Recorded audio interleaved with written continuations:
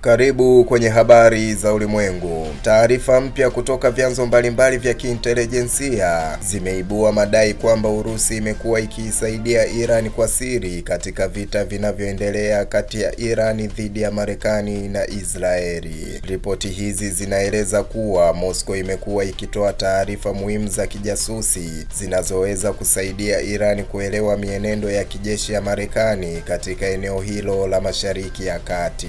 Kwa mujibu wa wachambuzi wa masuala ya usalama wa kimataifa, msaada huo wa kijasusi unaweza kujumuisha taarifa kuhusu maeneo ya vituo vya kijeshi vya Marekani, mienendo ya meli za kivita katika Ghuba ya Uajemi, pamoja na harakati za ndege za kijeshi. Taarifa kama hizo zinaweza kuisaidia Iran kupanga mashambulizi yake kwa usahihi zaidi. Ripoti hizo zimeibuka wakati vita kati ya Marekani, Israeli na Iran ikiendelea kushika kasi na kuingia wiki ya pili. Wataalamu wa siasa za kimataifa wanasema Urusi ina maslahi ya kimkakati katika kuhakikisha kuwa Irani haizoofishwi kabisa na mashambulizi ya kijeshi ya Marekani na Israeli. Uhusiano kati ya Urusi na Irani umeimarika sana katika miaka ya hivi karibuni, hasa katika masuala ya kijeshi na kiuchumi. Mataifa hayo mawili pia yamekuwa yakishirikiana katika baadhi ya migogoro ya kimataifa, ikiwemo vita vya Syria ambapo yalishirikiana kuiunga mkono serikali ya Damascus. Kwa upande wake, serikali ya Marekani imeeleza kuwa inafuatilia kwa karibu madai hayo ya ushiriki wa Urusi.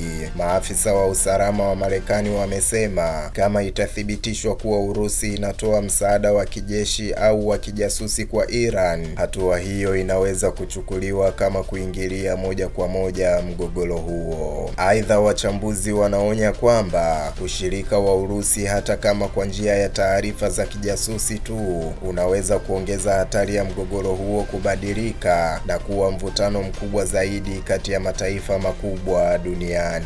Wakati huo huo, Urusi haijatoa tamko rasmi linalokubali au kukataa madai hayo. Hata hivyo, viongozi wa Moscow wameendelea kukosoa mashambulizi ya Marekani na Israeli dhidi ya Iran, wakisema hatua hizo zinahatarisha amani na utulivu wa Mashariki ya Kati.